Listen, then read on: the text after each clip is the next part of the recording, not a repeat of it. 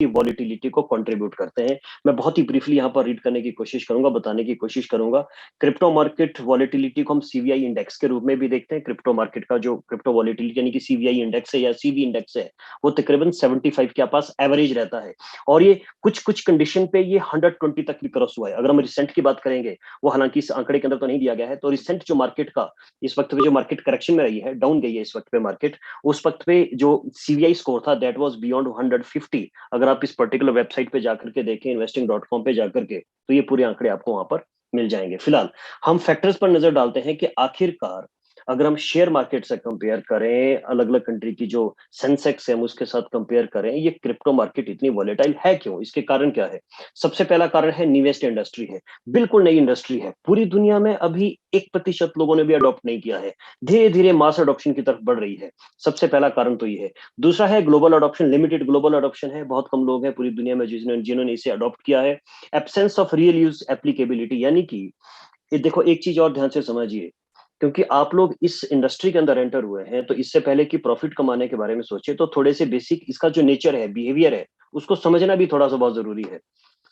Crypto में जितने लोग एंटर होते हैं, उनमें से क्रिप्टो का 99.9% लोग क्रिप्टो में सिर्फ इसलिए आते हैं क्योंकि इसको ट्रेडिंग टूल के तौर पर इस्तेमाल करना चाहते हैं। मैं फिर से रिपीट करूंगा, क्रिप्टो का कोई वाइड स्प्रेड यूज केसेस नहीं है। आप क्रिप्टो के इस्तेमाल से खाना नहीं खा सकते हैं, रिचार्ज नहीं कर सकते, अपने डे टू डे शॉपिंग नहीं कर सकते हैं, अदर कोई डे रोजमर्रा की जिंदगी काम नहीं कर सकते हैं। क्रिप्टो का खाली एज ऑफ नाउ सिर्फ एक ही काम है, और वो काम क्या है? आप इसको एज ए ट्रेडिंग पर्पस के लिए यूज करते हैं।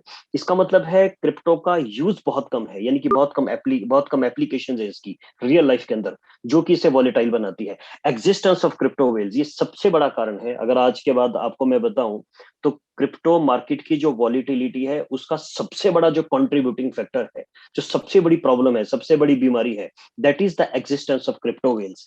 क्रिप्टो वेल्स हम उन अकाउंट्स को कहते हैं, यानी कि उन लोगों को कहते हैं, मोस्टली ये इंस्टीट्यूशनल इन्वेस्टर्स होते हैं या इंस्टीट्यूशनल जो क्रिप्टो होल्डर्स होते हैं, उन्हें कहते हैं, जिनके पास किसी भी टोकन या एक्सेसिव सप्लाई होल्ड होती है।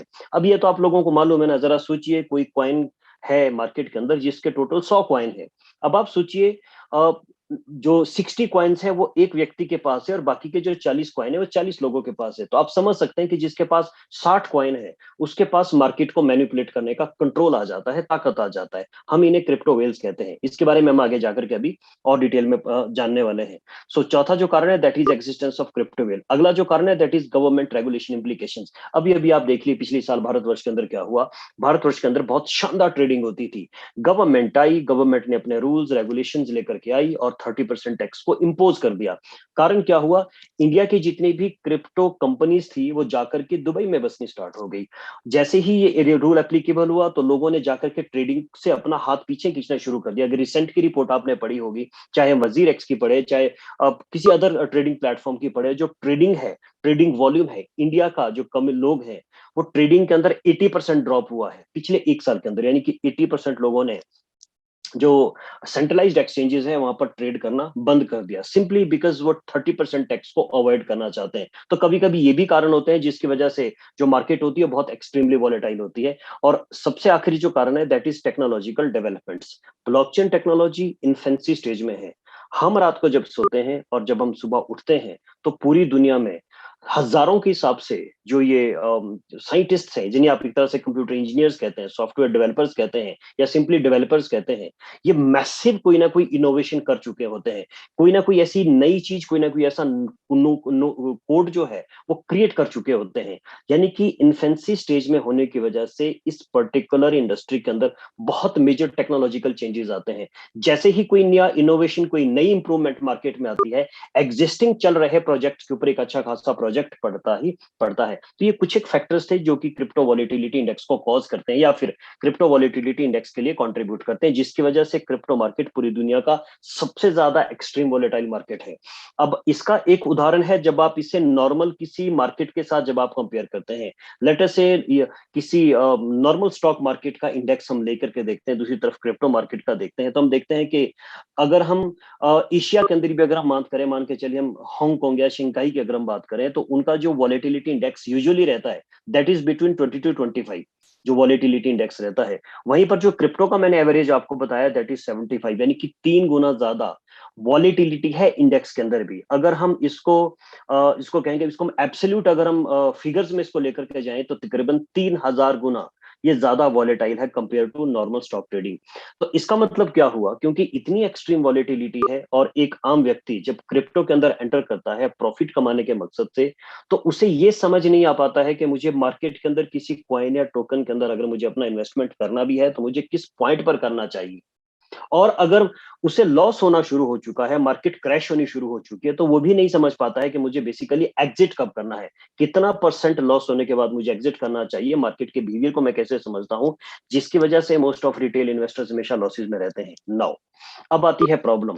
तो ये मैंने आपको एक प्रॉब्लम बताई। प्रॉब्लम ये बताई कि पूरी दुनिया के जितने भी रिटेल इन्वेस्टर्स हैं उनमें से ज्यादातर रिटेल इन्वेस्टर्स कभी भी प्रॉफिट नहीं कमाते हैं। कारण क्या है? इस इंडस्ट्री की या क्रिप्टो मार्केट की एक्सपीरियंस नहीं है, नॉलेज नहीं है, इसके बिहेवियर को नहीं समझते हैं, इसके टेक्निकलिटी को नहीं समझते हैं। ओके, तो दूसरा प्रश्न क्या होता है कि वो समझते क्यों नहीं? ऑब्वियसली है, सब लोग अपनी लाइफ में बिजी हैं, इतना टाइम नहीं है, इतना जानने वाला या बताने वाला कोई है नहीं, पढ़ने के लिए वक्त नहीं है। हाँ, इस इंडस्ट्री में मौके बहुत है, अपॉर्चुनिटीज बहुत है, तो निवेश करना चाहते हैं।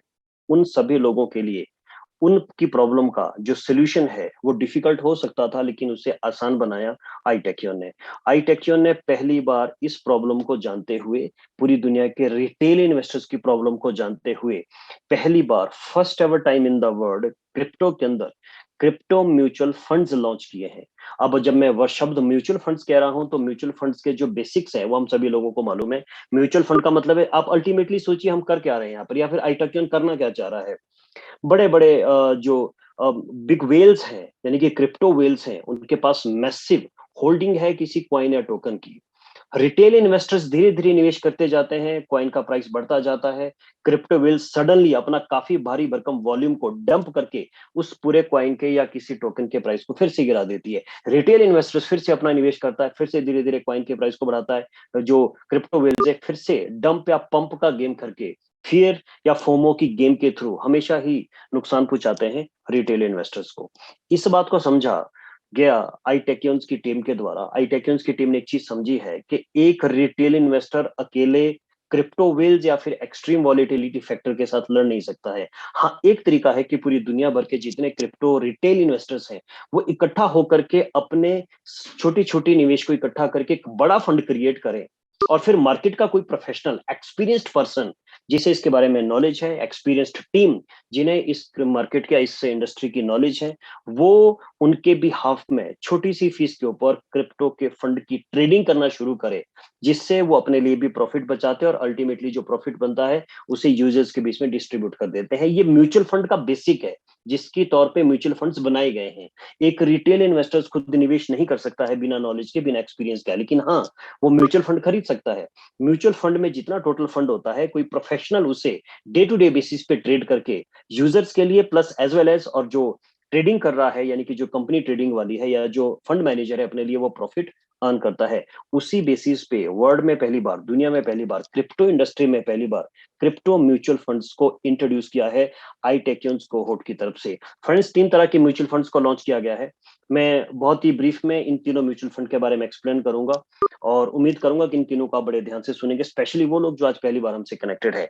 3 म्यूचुअल फंड्स हैं। म्यूचुअल फंड्स का मतलब आप समझ गए कि जितने भी रिटेल इन्वेस्टर्स हैं वो छोटी छोटी जमा पूंजी अपनी जितना वो कैपेबल है इन्वेस्ट करने के लिए वो अपना निवेश करते हैं। एक बड़ा फंड एक्यूमुलेट हो जाता है, उस फंड को इन्वेस्ट करने के लिए एक प्रोफेशनल टीम को हायर किया जाता है जो कि 24/7 उस फंड को ट्रेड करती है और प्रॉफिट जनरेट करके यूजर्स को देती है, यानी कि आपको देती है। पहला जो म्यूचुअल फंड है उसे नाम दिया गया है क्रिप्टो बॉन्ड फंड इंडेक्स, यानी कि CBFI, क्रिप्टो बॉन्ड फंड। ध्यान से समझिए इस पर्टिकुलर म्यूचुअल फंड के अंदर है क्या। इस म्यूचुअल फंड के अंदर पूरी दुनिया के जितने भी मोस्ट स्टेबल और हाईएस्ट मार्केट कैप्स वाले फंड्स हैं उन प्रोजेक्ट्स को लिया गया, जिसमें कि ब्लॉकचेन्स हैं, एक्सचेंजेस के टोकन्स या कॉइन्स हैं, एंड देन वॉलेट्स के टोकन्स या कॉइन्स हैं। इन सारे प्रोजेक्ट्स को लिया गया, या इस तरह के 50+ प्रोजेक्ट्स को पिक किया गया, और इन्हीं 50+ प्रोजेक्ट्स के अंदर म्यूचुअल फंड में जो एक्यूमुलेटेड फंड होता है या जो सम होता है उसको डे टू डे बेसिस पे ट्रेड किया जाता है और प्रॉफिट अर्न किया जाता है। CBFI यानी कि क्रिप्टो बॉन्ड फंड तक की खास बात यह है कि इसमें रिस्क जो बिल्कुल मिनिमम है। मिनिमम ऑब्वियसली है बिकॉज जिन पर्टिकुलर प्रोजेक्ट के अंदर इसे निवेश किया जाता है वो मोस्ट स्टेबल और लार्जेस्ट मार्केट कैप वाले प्रोजेक्ट रहते हैं, जिसके अंदर ऑब्वियसली दोनों ही तरफ की मूवमेंट बहुत मामूली सी होती है। सो लोएस्ट रिस्क है और इंडस्ट्री में टोटल लोएस्ट रिस्क है, most consistent and assured trading returns देते हैं, बिकॉज स्टेबल एंड आप कह सकते हैं कि प्रूव्ड प्रोजेक्ट्स रहते हैं जो बहुत समय से लेकर काफी सालों से लेकर ऑलरेडी मार्केट में एग्जिस्ट करते हैं। और एवरेज मंथली ट्रेडिंग प्रॉफिट जो है वो 5% तक का आपको देते हैं, यानी कि इस म्यूचुअल फंड के अंदर आप मंथली 5% तक मंथली अपना ट्रेडिंग प्रॉफिट या फिर म्यूचुअल फंड के अंदर आप प्रॉफिट अपने लिए अर्न कर सकते हैं। दूसरा जो है that is NFTs and DeFi funds index, यानी कि इसे शॉर्ट फॉर्म में एनडीएफआई कहेंगे। इसके नाम से ही हमें समझ आ जाता है कि इस म्यूचुअल फंड के अंदर जितना भी टोटल कैपिटल एक्यूमुलेट होता है यूजर से, उन्हें इन्वेस्ट किया जाता है एनएफटीज के जितने प्रोजेक्ट्स हैं एंड डीफाई के जितने most stable largest market cap वाले प्रोजेक्ट्स हैं।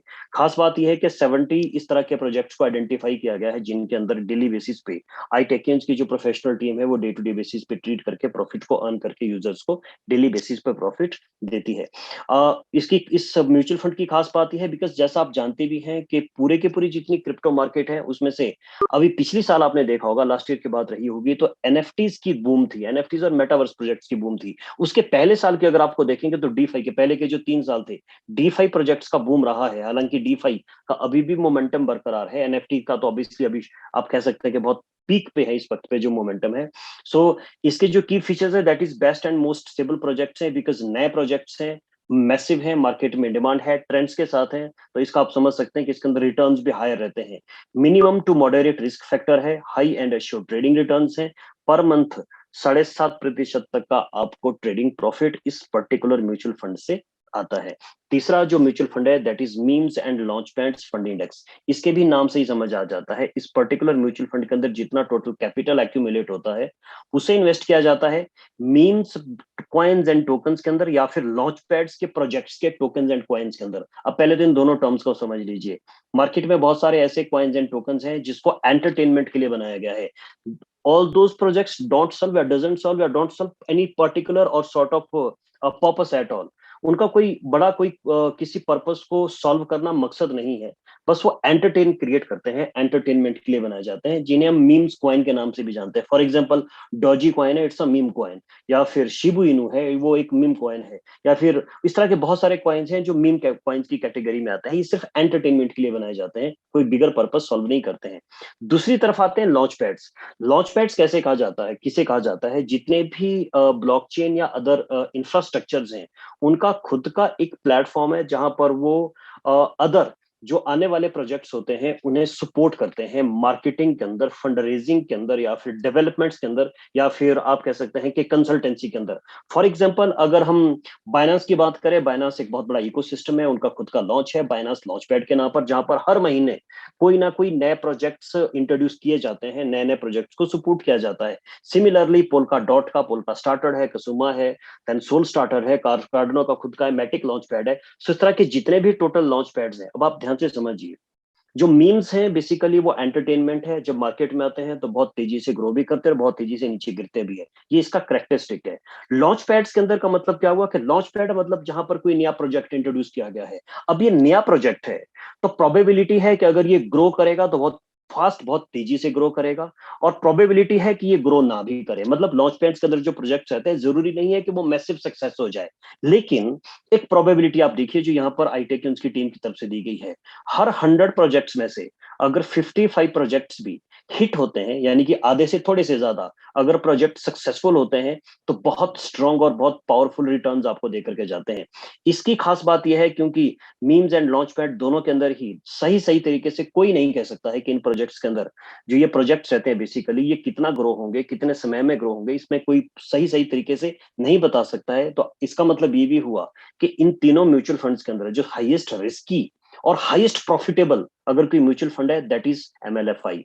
की कैरेक्टरिस्टिक्स या की फीचर्स आपके सामने दिए गए हैं। न्यूएस्ट प्रोजेक्ट्स को इंक्लूड किया जाता है जिनके अंदर हाईएस्ट ग्रोथ पोटेंशियल होता है। हाँ, एक चीज मैं और कहना चाहूंगा कि जो ये सारे के सारे लॉन्च पैड्स हैं, जो इनिशियल स्क्रीनिंग होती है प्रोजेक्ट्स की, वो ऑलरेडी ये कर चुके होते हैं। ऑब्वियस सी बात है, अगर बाइनेंस ने 100 में से 5 प्रोजेक्ट्स को सेलेक्ट किया है अपने लॉन्च पैड के ऊपर सपोर्ट करने के लिए, तो जो इनिशियल, जिसे आप कह सकते हैं कि स्क्रीनिंग होगी या फिर फैक्ट फाइंडिंग होगी, वो बाइनेंस के एंड पे ऑलरेडी हो चुकी होती है। और जो सेकंड फैक्ट फाइंडिंग है वो आईटेकियंस की टीम करती है, उनमें से भी बेस्ट प्रोजेक्ट्स को फाइंड आउट करने के लिए। सो जो इनिशियल स्क्रीनिंग का काम होता है, up to their best knowledge, वो ऑलरेडी कंप्लीट किया जा चुका होता है। उसके बाद ही प्रोजेक्ट्स को सिलेक्ट किया जाता है फंड्स को निवेश करने के लिए या फिर कैपिटल को निवेश करने के लिए।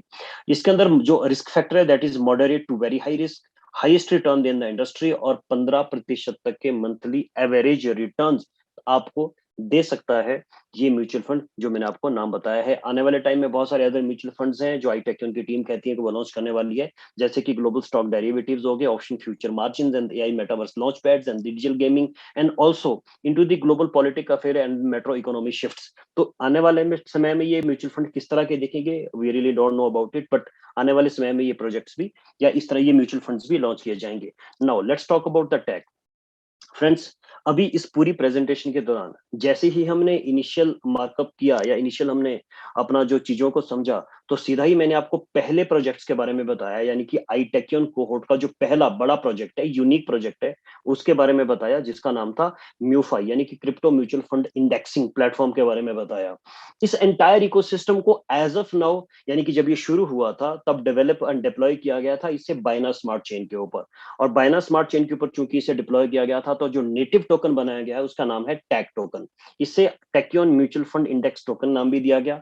और जैसा मैंने पहले भी कहा, इसे बाइना स्मार्ट चेन के ऊपर डेवलप एंड डिप्लॉय किया गया है। सो हेंस यू कैन से कि जो टैग है that is a web 20 token.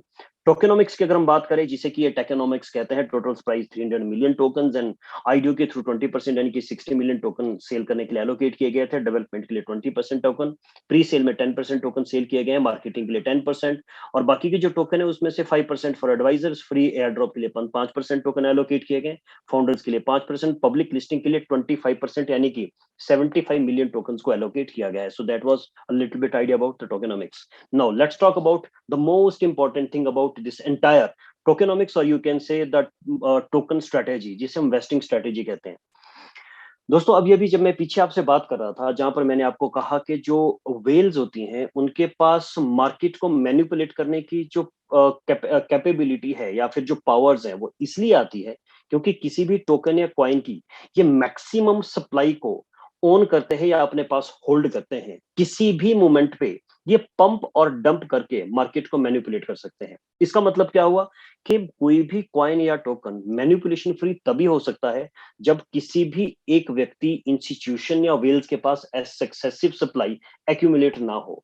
और ये एक्सेसिव सप्लाई एक्यूमुलेट ना हो, ये सुनिश्चित किया जाता है वेस्टिंग स्ट्रेटेजी के थ्रू। बहुत ही ब्यूटीफुल वेस्टिंग स्ट्रेटेजी है। अगर आप क्रिप्टो को बहुत डीपली समझते हैं तो आई थिंक कि आपको जो वेस्टिंग स्ट्रेटेजी है वो पसंद आनी चाहिए।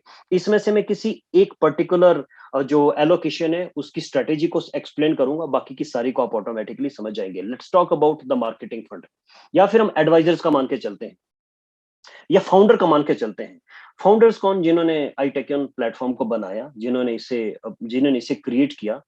5% टोटल टोकन की सप्लाई यानी कि 50 मिलियन टोकन उनके लिए एलोकेट किए गए हैं। ये उनके रिवॉर्ड के तौर पे है, उनकी मेहनताना के तौर पे है। लेकिन अब आप सोचिए, अगर पहले दिन से लेकर फाउंडर के पास 15 मिलियन टोकन रहेंगे, 15 मिलियन टोकन रहेंगे, तो जैसे ही कॉइन का या टोकन का प्राइस थोड़ा सा बढ़ा, ये अपने टोकन को डंप करके प्राइस को फिर से नीचे लेकर के आएंगे। इसे मैनिपुलेशन कहा जाता है। इसे अवॉइड किया गया है वेस्टिंग स्ट्रेटेजी के थ्रू, यानी कि फाउंडर के जो 5% यानी कि 15 मिलियन टोकन है, ये प्रोजेक्ट के लॉन्च होने के 6 महीने बाद रिलीज होना शुरू होंगे कॉन्ट्रैक्ट से, थ्रू स्मार्ट कॉन्ट्रैक्ट। और ये एक बार एक लख्त रिलीज नहीं होंगे, बल्कि इक्वल अमाउंट में, इक्वल नंबर में 60 महीनों के अंदर रिलीज होंगे, यानी कि 4 सालों के अंदर ये 5 सालों के अंदर ये रिलीज होंगे। 5 सालों के अंदर हर महीने थोड़े थोड़े करके 6 महीने के बाद रिलीज होना स्टार्ट हुआ। प्रोजेक्ट को स्टार्ट हुए अभी 6 महीने नहीं हुए हैं। As long as I know, अगस्त से रिलीजिंग स्टार्ट होगी, तो इसका मतलब है कि 5-6 महीने तक अभी तक कोई भी रिलीज टोकन हुआ नहीं है फाउंडर्स के लिए। एक और एग्जांपल हम लेके चलते हैं, लेट अस से हमने मार्केटिंग फंड की बात करी, 10% टोकन्स मार्केटिंग फंड के लिए रखे गए हैं, 30 मिलियन। मार्केटिंग फंड मतलब ये मार्केटिंग टीम के पास है, या फिर आप कहेंगे एक तरीके से ये मैनेजमेंट के पास है। ये पहले दिन से लेकर उनके पास रहते तो ये सारे के सारे टोकन को डंप भी कर सकते थे प्राइस को मैनिपुलेट करने के लिए। चूंकि ये 36 महीनों में यानी कि 3 सालों में मंथली थोड़े थोड़े करके जरूरत के हिसाब से जितने फंड्स की रिक्वायरमेंट है उसी हिसाब से रिलीज किए जाएंगे। तो आप पूरी वेस्टिंग स्ट्रेटेजी में देखेंगे, कोई भी पर्सन हो, किसी भी जगह पर हो, वो मार्केट के सारे टोकन की सप्लाई के ऊपर कंट्रोल नहीं कर सकता है। मतलब मैनिपुलेशन फ्री इसे बनाने की कोशिश की गई है। Functions of talk tech, needless to say कि एक टोकन का एक इकोसिस्टम के अंदर या प्रोजेक्ट के अंदर रोल क्या होता है, यहाँ पर बड़े ब्यूटीफुली इसे डिपिक्ट किया गया है। It is a growth mechanism, यानी कि एंटायर इकोसिस्टम की ग्रोथ के लिए जितने भी सपोर्टर्स हैं, आपकी तरह यूजर्स हैं, उनकी ग्रोथ के लिए जो मैकेनिज्म क्रिएट किया गया है, that is associated with the टैक्यून token. And then project development engine, entire mechanism के थ्रू जितनी टोटल फंड रेजिंग होती है उसके थ्रू प्रोजेक्ट्स को डेवलप किया जाता है, डिलीवर किया जाता है, टाइम टू टाइम डिलीवर किया जाता है। अभी रिसेंटली आप लोगों के पास न्यूज आ चुकी ही होगी, बहुत ही थोड़े दिनों में प्रोबेबिलिटी है कि अगले 30 दिनों से कम समय के अंदर जो आपका आई टैक्यून टोकन है, अब ये टैक टोकन ना रह करके ये टैक कॉइन हो जाने वाला है। बिकॉज आई टैक्यून का खुद का जो ब्लॉकचेन इंफ्रास्ट्रक्चर है उसे डेवलप किया जा चुका है, डिप्लॉय किया जा चुका है। अल्फा जो वर्जन है ब्लॉकचेन का वो ऑलरेडी डिप्लॉय यानी कि लॉन्च किया जा चुका है, जिसकी कॉन्ट्रैक्ट टेस्टिंग अगले 30 दिन तक यानी कि 30 दिनों तक की जा रही है। एंड एज एक्सपेक्टेड और जैसा अनाउंसमेंट आई है अदर बहुत सारे सोशल मीडिया प्लेटफॉर्म्स के थ्रू, अगले महीने की यानी कि अगस्त के फर्स्ट वीक के अंदर आपका पूरा का पूरा जो म्यूफाई का प्रोजेक्ट भी है वो भी अपनी ब्लॉकचेन के ऊपर शिफ्ट हो जाकर के वहां पर फंक्शन करना शुरू करेगा। उसके बाद आप टैग को टोकन नहीं कहेंगे बल्कि टैग आपका कॉइन हो जाएगा। So congratulation to all of you, because ये बीच में मुझे बात याद आ गई। और तीसरा जो फंक्शन है दैट इज इकोसिस्टम फ्यूल, यानी कि टेकियोन का कोई भी आप सर्विस इस्तेमाल करना चाहते हैं, कोई भी म्यूचुअल फंड है, कोई भी सर्विस को इस्तेमाल करना चाहते हैं, उसके लिए आपको टैग टोकन जो कि आने वाले समय में टैग कॉइन होने वाला है उसकी जरूरत पड़ेगी। तो आप इसे एक तरीके से इकोसिस्टम फ्यूल भी कह सकते हैं, यानी कि ये कॉइन की जरूरत आपको हमेशा पड़ेगी, आप आई टेक्यून के किसी भी प्रोजेक्ट या किसी भी सर्विस को इस्तेमाल आप करना चाहते हैं। और टैग का प्राइस कैसे डिटरमिन होता है, तो इसको डिपिक्ट यहाँ पर किया गया है, इस ब्यूटीफुली बहुत अच्छे तरीके से एक्सप्लेन किया गया इस पीपीटी के थ्रू। जो टैग टोकन का यानी कि जो भी टोकन है इसका प्राइस 3 चीजों के ऊपर डिपेंड करता है।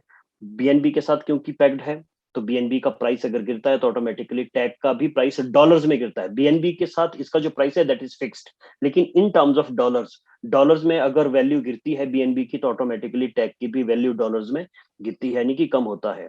और सिमिलरली अगर टोकन की डिमांड और सेल यानी कि डिमांड सप्लाई आप सभी लोग जानते हैं, अगर टोकन की सेल ज्यादा होती है और सेलिंग कम होती है, यानी कि लोग जो है वो टोकन को बाय ज्यादा करते हैं और सेल कम करते हैं, तो ऑटोमेटिकली प्राइस ऊपर शिफ्ट होता है। दूसरी तरफ इसकी सिचुएशन उल्टी भी हो सकती है कि लोग टोकन को बाय कम कर रहे हैं और सेल ज्यादा कर रहे हैं, तो भी ऑब्वियसली जो प्राइस है वो उसका नीचे गिरता है। So this is the second factor. लेकिन तीसरा फैक्टर एक ऐसा फैक्टर है जो कि आज तक किसी भी प्लेटफॉर्म किसी भी टोकन के अंदर देखा नहीं गया, दैट इज द एवरेज म्यूफाई इंडाइसिस। 3 म्यूचुअल फंड को लॉन्च किया गया है, तीनों के इंडेक्सेस है, तीनों का कंबाइंड एक सिंगल इंडेक्स है। और जो इंडेक्स है बिकॉज कॉन्टिन्यूसली म्यूफाई यूजर्स आते जा रहे हैं। म्यूफाई यूजर्स में अगर आपने देखा जितने तीनों म्यूचुअल फंड मैंने बताए, एक चीज में शायद इसमें एक्सप्लेन करना भूल गया कि crypto mutual fund bond fund index के अंदर जो लॉकिंग पीरियड रहता है वो 1 साल का पीरियड रहता है। यानी कि जब आप इस म्यूचुअल फंड को खरीदते हैं तो मिनिमम आपका जो इन्वेस्टमेंट होता है वो 1 साल के लिए लॉक होता है, उसके बाद उसे अनलॉक कर दिया जाता है। दूसरा जो म्यूचुअल फंड है इसके अंदर लॉकिंग पीरियड 2 साल का है। और तीसरा जो म्यूचुअल फंड है इसके अंदर लॉकिंग पीरियड 3 साल का है, बिकॉज हाईएस्ट रिस्की है, अच्छे प्रॉफिट आ सकते हैं लेकिन लंबे समय तक निवेश करने के लिए, तो इसका लॉकिंग पीरियड 3 साल का है। अब आते हैं फटाफट इसके ऊपर, जितने भी इंडेक्सेस हैं म्यूचुअल फंड के, उन इंडेक्सेस को ऊपर ही जाना है, बिकॉज कॉन्टिन्यूसली यूजर्स अट्रैक्ट होता रहा है प्लेटफॉर्म की तरफ, यूजर्स के नंबर कॉन्टिन्यूसली इंक्रीज हो रहे हैं। इसका मतलब है कि इन तीनों फैक्टर में एक फैक्टर ऐसा है जिसकी वजह से कॉन्टिन्यूसली टैग का प्राइस जो है वो अप शिफ्ट होने में मदद करता है। आपने रिसेंटली महसूस किया होगा जितनी टोटल मार्केट क्रैश हुई है, तो जो प्राइसेस हैं, एवरेज प्राइसेस, हम एक नॉर्मल से कॉइन की बात करते हैं तो तकरीबन वो 5 से 6 गुना कम हुए हैं। क्या आपको लगता है कि जो टैग का प्राइस था वो 5 से 6 गुना कम हुआ? इनफैक्ट वो थोड़ा सा इंक्रीज हुआ है, घटने के बजाय वो हल्का सा मामूली सा इंक्रीज हुआ है। जहां पर टैग का प्राइस है, पिछले 2 महीने की बात मैं ये कह रहा हूं, तो जो प्राइस था वो यूजुअली 3 सेंट 4 सेंट के पास था, वो इस वक्त पे तकरीबन 7 सेंट के आसपास वो प्राइस टैग कॉइन का या टैग टोकन का है। अब हम बात करने वाले हैं इनिशियल डिजिटल ऑफरिंग के बारे में फ्रेंड्स। जैसा कि आप लोगों को मालूम है, मोस्ट ऑफ लोगों को मालूम है, और जिन्हें मालूम नहीं उन्हें मैं बताना चाहता हूँ आईटेक्योन का जो आईडीओ यानी कि इनिशियल डिजिटल ऑफरिंग था, वो शुरुआत हुई थी फैब के अंदर, मार्च के अंदर। मार्च के फर्स्ट वीक से इनिशियल डिजिटल ऑफरिंग को शुरू किया गया है। इनिशियल डिजिटल ऑफरिंग के थ्रू मैंने आपको पहले ही बताया, टोटल टोकन की सप्लाई की 20% टोकन को सेल किया जाना है। और 20% टोकन को सेल करने के लिए जो आईडीओ लॉन्च किया गया है, उस आईडीओ को लिंक किया गया है एफिलिएट प्रोग्राम के साथ।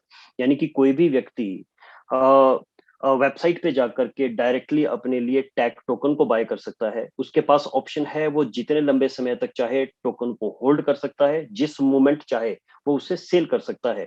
तो टैग की बाय करना, सेल करना, इसके ऊपर आपकी पूरी आजादी है। लेकिन अगर आपने अपने टोकन्स को म्यूचुअल फंड्स खरीदा है, अगर आपने टोकन खरीद करके म्यूचुअल फंड को डायरेक्टली बाय किया है, तो म्यूचुअल फंड का लॉकिंग पीरियड मैं आपको ऑलरेडी बता चुका हूं। अब दोनों में डिफरेंस क्या है?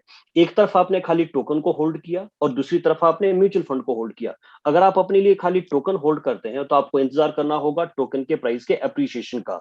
और जब तक आप प्राइस के एप्रिसिएशन का वेट करते हैं और जब तक आपके मन मुताबिक उसका प्रॉफिट, तो आप उन्हें सेल करके अपने लिए प्रॉफिट अर्न कर सकते हैं। लेकिन इंपॉर्टेंट फैक्टर यहां पर क्या है कि प्रॉफिट अर्न करने के लिए आपको वेट करना होता है। There is a duration, there is a time period. जिस टाइम पीरियड में आप प्रॉफिट को अर्न करने के लिए अपने प्राइस के बढ़ने का इंतजार करते हैं। तो अगर आपको वेट करना ही है, यानी कि प्राइस, यानी कि जो टोकन्स हैं, टैग हैं, अगर आप उन्हें होल्ड करना ही चाहते हैं, तो बेटर है कि उन्हें आप म्यूचुअल फंड में इन्वेस्ट करें। क्योंकि म्यूचुअल फंड में इन्वेस्ट करने पर आपको जो रिटर्न्स होते हैं, वो एश्योर्ड रिटर्न्स आते हैं। और जो मैं आपको ऑलरेडी एक्सप्लेन करके बता चुका हूं। एक और चीज एक्स्ट्रा दी गई है म्यूफाई यूजर्स के लिए। एफिलिएट प्रोग्राम का इंट्रोड्यूस किया गया है। जितने भी म्यूफाई यूजर्स हैं, एफिलिएट प्रोग्राम एक्सक्लूसिवली सिर्फ म्यूफाई यूजर्स के लिए है। अगर जो नॉर्मल यूजर्स हैं, जो कि टोकन को बाय करते हैं, उनके लिए ये एफिलिएट प्रोग्राम नहीं है। बड़ा ही simple, sophisticated, easy affiliate program है। समझने में और समझाने में बहुत आसान है। कोई भी व्यक्ति जो एफिलिएट प्रोग्राम में पार्टिसिपेट करना चाहते हैं, उसके लिए इंपॉर्टेंट है कि अपने लिए वो कोई भी म्यूचुअल फंड अपने लिए खरीदे। बाय करना होना चाहिए $100 या उससे ऊपर के अमाउंट से। मिनिमम $100 का आपका म्यूचुअल फंड आपके पास होना चाहिए। सो कोई भी व्यक्ति जिसने ग्लोबली $100 या उससे ऊपर का म्यूचुअल फंड अपने लिए बाय किया है, वो एफिलिएट प्रोग्राम को एंजॉय कर सकता है, एफिलिएट प्रोग्राम में पार्टिसिपेट कर सकता है। तीन तरह के इनकम या तीन तरह के इंसेंटिव्स एफिलिएट प्रोग्राम में दी जाती है। Participation incentive, recurring incentive and then rewards. पहली जो इनकम है, दैट इज पार्टिसिपेशन इंसेंटिव। बहुत सिंपल है।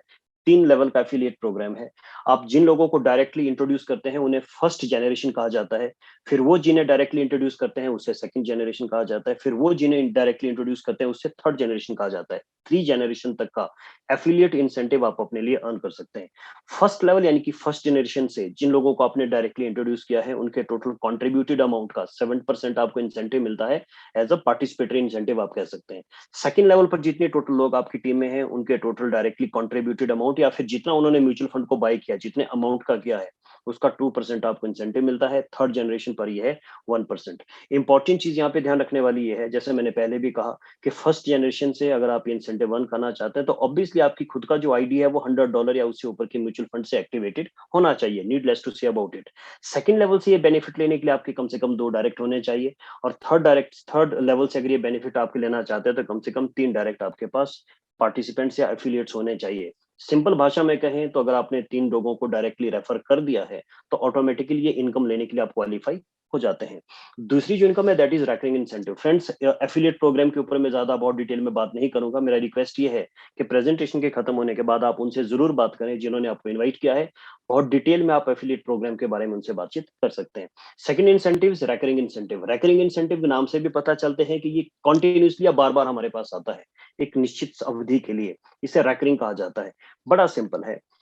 ये इंसेंटिव आपको आपकी डाउन लाइन, जिसे हम कहते हैं डाउन जनरेशन कहते हैं, 15 जनरेशन तक में जितने टोटल लोग हैं, उनको हर रोज मिलने वाले म्यूचुअल फंड के ट्रेडिंग प्रॉफिट का कुछ सर्टन परसेंटेज आपको मिलता है। मैं फिर से रिपीट करता हूं, आपकी 15 यानी कि 15 जनरेशन तक आपका टोटल डाउन टीम है या एफिलिएट टीम है।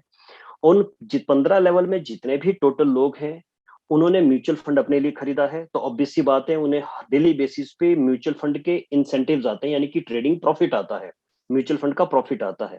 और वो जो उन्हें डेली बेसिस पे म्यूचुअल फंड का प्रॉफिट आता है, उसका कुछ परसेंटेज आपको भी डेली बेसिस पे आता है। प्रश्न उठता है, आपको कब तक आएगा? ऑब्वियस सी बात है, जब तक उन्हें आएगा। अगर उन्होंने म्यूचुअल फंड फर्स्ट लिया है, तो ऑब्वियसली 1 साल तक, म्यूचुअल फंड सेकंड लिया है तो 2 साल तक, थर्ड म्यूचुअल फंड अगर बाइट किया है तो 3 साल तक। ये ड्यूरेशन है। ओके, अब ये परसेंटेजेस क्या है, इसको क्विकली समझने की कोशिश करते हैं। फर्स्ट लेवल पर 20%, यानी कि जो लोग आपकी फर्स्ट लेवल में जो आपके साथ आपकी एफिलिएट टीम में है, उनको डेली बेसिस पे मिलने वाले जो म्यूचुअल फंड ट्रेडिंग प्रॉफिट है, उसका 20% आपको मिलता है। सेकंड लेवल पर दिस इज 10%, तीसरे चौथे पांचवें लेवल पर 5% पर जनरेशन पर पर्सन है। 6 टू 10th इन जो टोटल 5 लेवल्स हैं, इसमें 3% पर जनरेशन पर पर्सन है। 11वें 12वें लेवल पर अगेन बढ़ करके 5% हो जाता है, एंड देन 13 14 15 लेवल पर this is 10%। So I hope जो ये चीजें मैंने आपको बताई आपको समझ आ चुकी होगी। इन फिगर्स को लेटर ऑन आप वेबसाइट पे जाकर के इस पर्टिकुलर प्रेजेंटेशन को डाउनलोड करके भी आप इन्हें क्रॉस चेक कर सकते हैं। क्रॉस चेक मतलब आप इन्हें दोबारा से देख सकते हैं। थर्ड जो इंसेंटिव है, that is rewards and occasional bonanzas. Time to time, समय के हिसाब से, वक्त की डिमांड के हिसाब से, प्रोजेक्ट्स के हिसाब से, और मार्केटिंग के जो ओवरऑल कैंपेन ड्राइव्स हैं उसके हिसाब से आई टेक्यून की टीम रिवॉर्ड्स एंड बोनांजास को लॉन्च करती रहती है। और ये जो बोनांजास एंड लॉन्च जो रिवॉर्ड्स हैं, इसके लिए, इसके लेटेस्ट अपडेट के लिए आपको विजिट करनी होगी या तो वेबसाइट, या तो इसके जो टेलीग्राम या अदर सोशल मीडिया प्लेटफॉर्म्स हैं, उनके चैनल्स हैंडल ग्रुप्स को आप जरूर ज्वाइन करें। बिकॉज लेटेस्ट अपडेट्स बोनांजास या फिर रिवॉर्ड्स की क्या रहती हैं, वो वहीं पर आपको देखने को मिलती है। लेकिन एक चीज तो कंफर्म है कि ऑलमोस्ट ऐसा कोई ही वीक जाता है जब कोई ना कोई बोनांजा या रिवॉर्ड्स लॉन्च ना हुआ हो। तो अभी भी आप जरूर विजिट करें वेबसाइट या अपने किसी सोशल मीडिया प्लेटफॉर्म को। अदरवाइज आपके सीनियर के थ्रू, आपके जो पीयर्स हैं उनके थ्रू आप तक या कम्युनिकेशन टाइम टू टाइम आता ही रहता है। इस पर एक जरूर नजर बना करके रखें। So that was all about this presentation my dear friends, you hope enjoyed it. आखिरी में एक चीज और कहना चाहूंगा मैं, हो सकता है आप लोगों को बहुत सालों से लेकर, काफी वर्षों से लेकर ब्लॉकचेन टेक्नोलॉजी से रिलेटेड प्रोजेक्ट्स के साथ आप कनेक्टेड हो। सीधा तौर पर कहूं तो बहुत सारी कंपनीज की आप सो कॉल्ड कंपनीज या सो कॉल्ड प्रोग्राम्स या फिर प्रोजेक्ट्स के साथ आप एसोसिएटेड रहे हो, जो सिर्फ दिखावे के रहते हैं। जहां पर भी बात इन्वेस्टमेंट की आती है, specially when it comes to crypto market, वहां पर पूरी जिसको कह सकते हैं ट्रांसपेरेंसी से जो कम्युनिकेशन है अपने यूजर्स के साथ, वो बहुत ही कम प्रोजेक्ट्स या प्लेटफॉर्म्स रखते हैं। The most beautiful thing about this particular project is कि यहाँ पर सबसे पहले जब आप मतलब एंटेंगल होते हैं या फिर जब आप एंगेज होते हैं आई टेक की उनकी किसी भी सर्विस को इस्तेमाल करने के लिए, उससे पहले यूजर्स को आगाह किया जाता है, बताया जाता है, इंसिस्ट किया जाता है कि जितनी भी टोटल डिस्क्लेमर है या जितनी भी टोटल टर्म्स एंड कंडीशन को है, उन्हें एक बार जरूर क्रॉस चेक करें, उन्हें एक बार जरूर समझें, पढ़ें। हर चीज को पढ़ने के बाद, ध्यानपूर्वक पढ़ने के बाद, समझने के बाद, उसके बाद ही आप अपने आप को आई टेकियन की किसी भी प्रोजेक्ट का सर्विस के साथ एंगेज करें। तो मेरा भी आप लोगों को यही रिकमेंडेशन है कि जो ये डिस्क्लेमर है, अभी तो बहुत छोटा छोटा आपको नजर आ रहा है, इसे आज तसल्ली से बैठ करके वेबसाइट विजिट करके या प्रेजेंटेशन में इसे एक बार जरूर पढ़ें। एग्जिस्टिंग यूजर्स के लिए भी मैं कहूंगा, और जो नए लोग आने वाले समय में एंगेज होना चाहते हैं आई टेकियन की किसी भी प्रोजेक्ट या सर्विस के साथ, वो इस एंटायर डिस्क्लेमर को एक बार जरूर पढ़ें। डिस्क्लेमर को पढ़ने के बाद, एक्सेप्टेंस होने के बाद, उसके बाद ही किसी ना किसी प्रोजेक्ट या किसी म्यूचुअल फंड के साथ आप एंगेज अपने आप को कर सकते हैं। So that was all about this presentation my dear friends. एक बड़ी इंटरेस्टिंग चीज है जो यहाँ पर आपको देखने को मिलेगी। अब आईटेकियन की प्रेजेंटेशन, बिकॉज इंडियन कम्युनिटी के लोगों, जितने टोटल लोग हैं उन्हें मैं प्रेजेंटेशन देता हूँ, भारत के जो लोग हैं, और सक्सेना जी और प्रिंस जी का मैं शुक्रिया अदा करूंगा कि उन्होंने मुझे हायर करा इस बात के लिए कि मैं उनके जितने भी टोटल दोस्त हैं, यार हैं, कम्युनिटी मेंबर्स हैं, उनके लिए प्रेजेंटेशन कंडक्ट करूं। सबसे इंपॉर्टेंट चीज, सबसे मजेदार चीज, जब ये आज से 5 4 महीने पहले प्रेजेंटेशन को डिलीवर करना मैंने शुरू करा, तो ये पर्टिकुलर जो स्लाइड मैं आपको दिखा रहा हूँ, इसको देख करके मेरे दिमाग में बहुत सारे प्रश्न उठते थे। अब जरा सोचिए, जिन लोगों ने बहुत सारी कंपनीज में काम किया होगा, वो सबसे पहले जब भी कभी प्लान देने के लिए मार्केट में जाते हैं, तो सबसे पहले अपना रोड मैप दिखाते हैं, और वो रोड मैप को कभी फॉलो नहीं करते हैं। सेम प्रश्न मेरे पास यहाँ पे था जब ये प्रेजेंटेशन मेरे पास आई। सो मैं इंटरेस्टेड था ये जानने में कि आई टेक्यून की टीम ने अपना रोड मैप जो है उसे कम्युनिटी के साथ शेयर क्यों नहीं किया। So where is the road map. I टेक्यून की टीम ये मानती है कि कभी भी कोई भी चीज ये इंट्रोड्यूस करेंगे, ये तब लोगों को कम्युनिकेट करेंगे जब वो पूरी तरह से डेवलप हो चुकी होगी। उसके पीछे का कारण ये कह रही है, यानी कि आई टेक्यून की मैनेजमेंट ये कहती है, टीम ये कहती है कि कोई भी प्रोजेक्ट जो ये इंट्रोड्यूस करेंगे वो अपने आप में बिल्कुल यूनिक होगा और दुनिया में पहला होगा, अपनी तरह का फर्स्ट होगा। कोई भी एप्लीकेशन, कोई भी प्रोजेक्ट, कोई भी इंफ्रास्ट्रक्चर ये डेवलप करेंगे, वो अपनी तरह का यूनिक होने वाला है। इसलिए कम्युनिटी के लोगों में या लोगों के बीच में या जितने भी स्टेक होल्डर्स हैं, उनके बीच में कम्युनिकेशन तभी किया जाएगा जब प्रोजेक्ट पूरी तरह से तैयार होगा या डिलीवर करने के लिए तैयार होगा। और उस वक़्त मैं इस ओवरऑल स्लाइड के ऊपर विश्वास नहीं करता था। हाँ, ये मैं मानता था कि iTechyon जब शुरू हुआ तो उससे पहले ही अपना पहला प्रोजेक्ट पूरी तरह से तैयार कर चुके थे and that was the mutual fund, म्यू5। वो तैयार ऑलरेडी हो चुका था। लेकिन उससे फर्दर आगे मानने को मेरा दिल तैयार नहीं था अनटिल अनलेस जब तक ये 15-20 दिनों पहले हमारे पास ये न्यूज़ नहीं पहुंची कि iTechyon अ, अपना ब्लॉकचेन डेवलप कर चुका है, ब्लॉकचेन को डिप्लॉय कर चुका है, फाइनल टेस्टिंग हो चुकी है और अगले 1 महीने के अंदर या अगले कुछ एक सप्ताह के अंदर आपका जो खुद का टैग टोकन है, अब ये टैग कॉइन बन जाने वाला है। एक full fledged powerful proof of authority blockchain infrastructure बन करके तैयार हो चुका है। So that was all about this presentation my dear friends. मेरी कोशिश हमेशा रहती है कि मैं कम से कम समय में ज्यादा से ज्यादा बातें आप लोगों के साथ शेयर करूं। हालांकि there is a lot to talk about, बहुत सारी बातें हैं जो कहने के लिए हैं, बताने के लिए है। प्रेजेंटेशन है, ऑफलाइन हम कनेक्टेड है, बहुत ही कम हमारे पास मतलब कह सकते हैं कि स्पेस रहता है कि हम बहुत खुल करके मतलब बहुत सारी बातें हम करें किसी एक टॉपिक को लेकर के। फिलहाल जो प्रेजेंटेशन का जो मकसद था वो यही था कि आप लोगों तक ओवरऑल जो म्यूचुअल फंड है, क्रिप्टो म्यू5 है, उसके ओवरऑल डिटेल्स मैं आप लोगों के साथ शेयर करूं। सो आई होप कि आप लोगों को पसंद आए, आप लोगों को जो बातें मैंने पहुंचानी चाहिए वो आप लोगों तक पहुंची और आप लोगों ने इससे बढ़िया से पसंद भी किया। इसके बाद बारी अब आप लोगों की है। चैट सेक्शन में जाइए, आपका कोई भी फीडबैक है, आप कुछ भी शेयर करना चाहते हैं, कोई सुझाव है या फिर कोई शिकायत भी हो सकती है, हो सकता है मेरे साथ कोई आपकी शिकायत हो, तो कुछ भी आपको लगता है what you feel like sharing, chat section में जाइए, इमीडिएटली उसे लिख करके मुझे भेज दीजिए। जब तक आप अपने फीडबैक मुझे लिख करके भेजते हैं, तब तक मैं सबसे पहले आप लोगों को एक और चीज कहना चाहूंगा फ्रेंड्स, ये चीज बताना चाहूंगा कि जितना जो अपडेट देखिए, सबसे इंपॉर्टेंट क्या है कि ओवरऑल iTechyon की जो प्रेजेंस है, यानी कि वो हर एक सोशल मीडिया प्लेटफॉर्म के ऊपर है, चाहे हम टेलीग्राम की बात करें, चाहे फिर हम अदर किसी सोशल मीडिया प्लेटफॉर्म की बात करें, आपको वो social media platforms immediately join करने चाहिए। और कोई भी व्यक्ति जो आपके साथ कनेक्टेड है, उन सोशल मीडिया प्लेटफॉर्म को ज्वाइन करवाना चाहिए। 3 बड़े-बड़े फायदे बता सकता हूँ, ग्लोबल कम्युनिटी के साथ आप इंटरैक्ट हो सकते हैं, नई इन्फॉर्मेशन, नए अपडेट्स आपको सबसे पहले वहां पर मिलते हैं।